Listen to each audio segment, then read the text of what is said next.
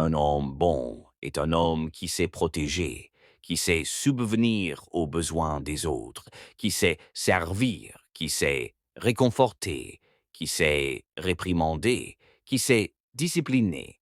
Tout ce qui est nécessaire pour rendre le monde un peu meilleur grâce à son passage. Les voix qui s'élèvent dans ce monde sont celles des 99% qui ne comprennent pas exactement ce que vous devez faire.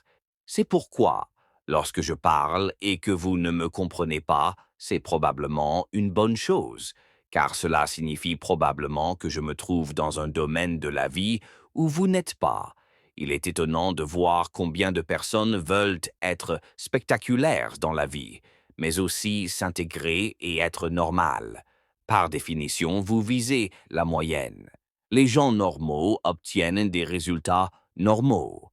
Les gens bizarres obtiennent des résultats bizarres. Vous ne pouvez littéralement pas faire comme tout le monde sans vous attendre à obtenir les mêmes résultats. En faisant comme tout le monde, vous garantissez des résultats moyens. Soit celui qui accepte la laideur, la misère, soit celui qui accepte le travail acharné, la persévérance. N'aie pas peur de souffrir, n'aie pas peur de verser son sang. Tu as demandé à tous mes coéquipiers. Une chose à propos de Michael Jordan, c'est qu'il ne m'a jamais demandé de faire quelque chose qu'il ne faisait pas lui-même. Et ils vont dire, eh bien, ce n'était pas vraiment un type bien, c'était peut-être un tyran. Oh, eh bien, c'est toi, parce que tu n'as jamais rien voulu. Si tu es à l'aise avec l'ombre de toi-même et que tu sais que la seule personne sur qui tu peux compter, c'est celui qui est là, dans l'ombre. Mec, comment ça va? Plutôt bien, comment ça va? Ça va, mec. Cool, cool. C'est un peu bizarre de discuter avec toi, mais il n'y a personne d'autre parce que tous les autres ont disparu depuis longtemps, très longtemps. Tu sais, si ce genre de vie te plaît, dis-moi, le monde est ton terrain de jeu. Alors, il y a quelques années, je suis allé à une compétition de force athlétique. Il y avait un gars qui soulevait des haltères.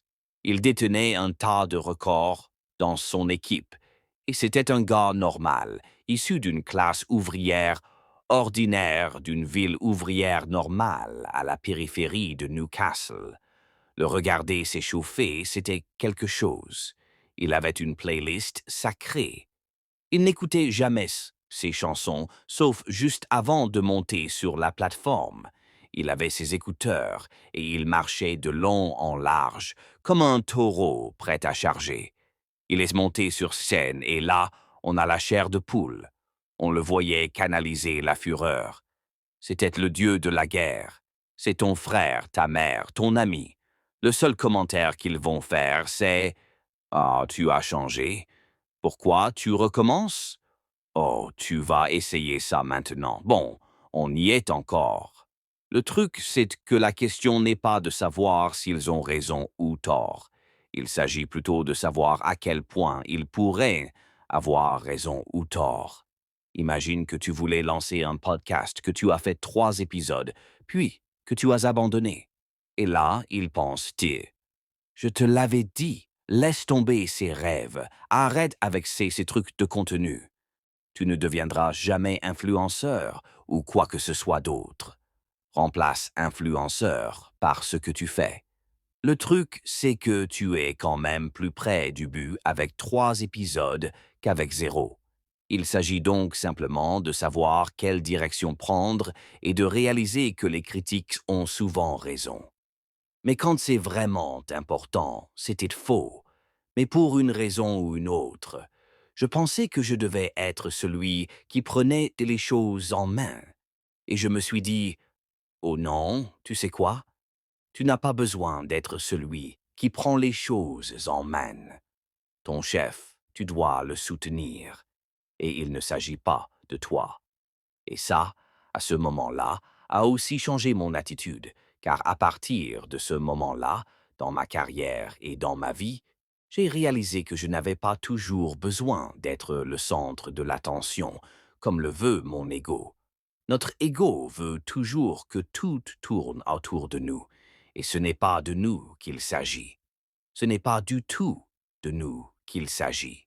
En fait, dans une situation comme celle-ci, où le commandant de section veut faire quelque chose, il voit peut-être quelque chose que je ne vois pas.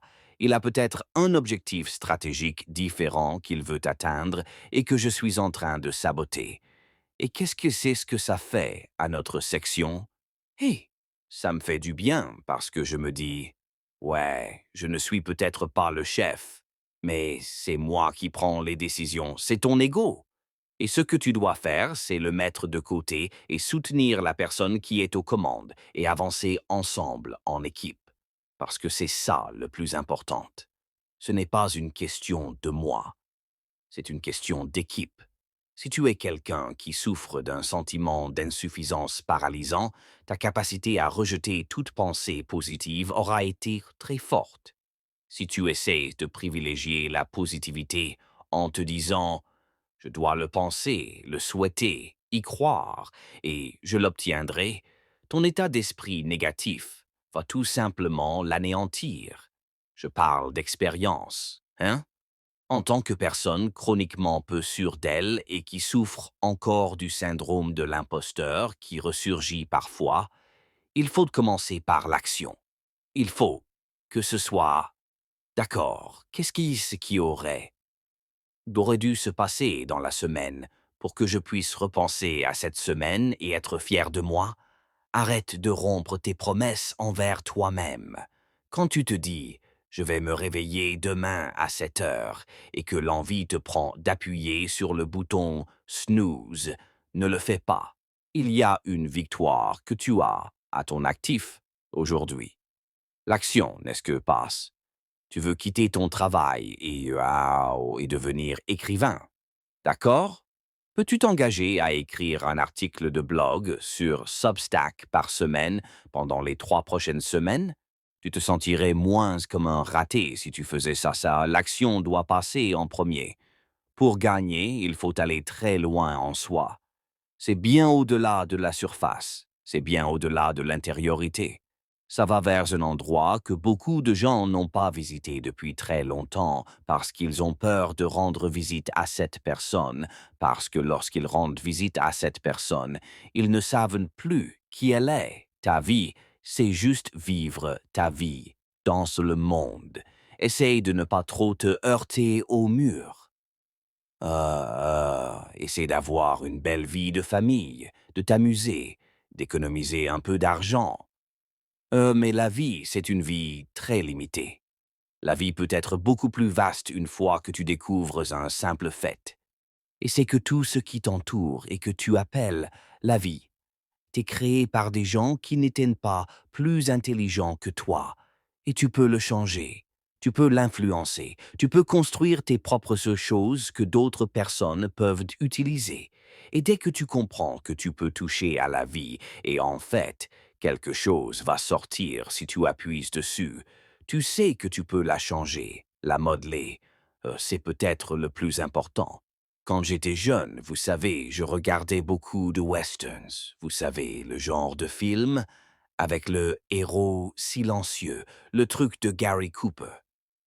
Mais pour moi, la masculinité, en grandissant, c'était un homme qui se maîtrisait lui-même, qui n'était pas méchant, qui ne brutalisait pas les autres, qui était correct, qui traitait bien les femmes.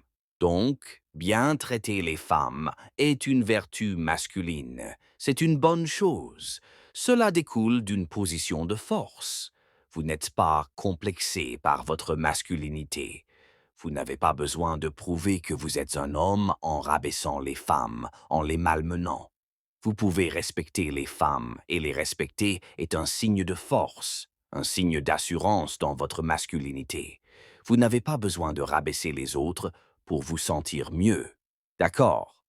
Donc, nous devons redéfinir ces qualités. Mais il n'y a pas d'icône comme ça. Soit on a des Andrew Tate, soit on a ces hommes chétifs qui ont tellement peur d'être masculins. D'accord? Votre agressivité, votre assurance, votre testostérone, c'est une bonne chose. C'est comme ça qu'on fait avancer les choses.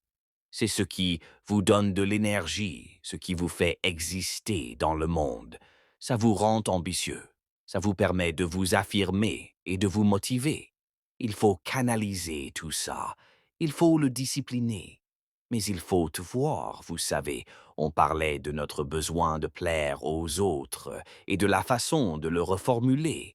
Il faut voir qui vous êtes, voir la vertu et la puissance qui en découlent. Vous savez, écoutez, j'ai toujours essayé de travailler plus dur que les autres, pas vrai?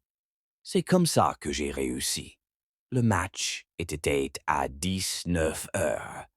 Je me suis dit, vous savez quoi?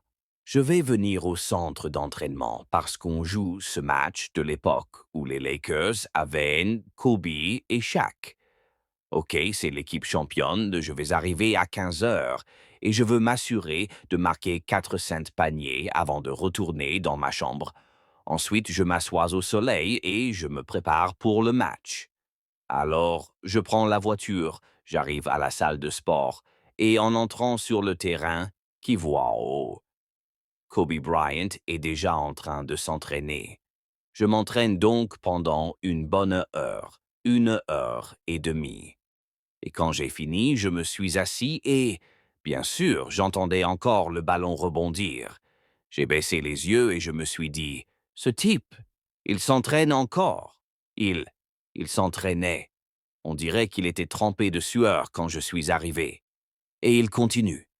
Et ce n'est pas comme si ses mouvements étaient nonchalants ou paresseux.